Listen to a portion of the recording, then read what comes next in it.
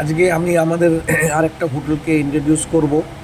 হোটেলটা হচ্ছে নিউ দীঘাতে অমৃতা।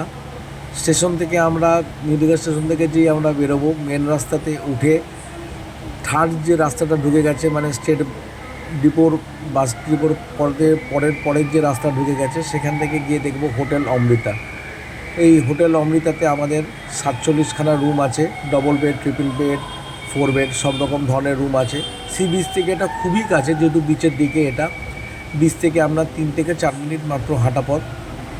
এখানে আজকে আমি আপনাকে শুধু আজকে হোটেলটা কীভাবে পৌঁছাতে হয় সেটা দেখাচ্ছি। স্টেট বাসের ডিপো থেকে খুব কাছে, স্টেশন থেকে খুবই কাছে, সবই হাঁটা পথ, বিচও একদম কাছে।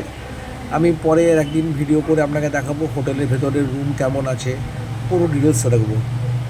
আজকে শুধু এই হোটেল অমৃতা আপনাদের সামনে আনলাম। Thank you.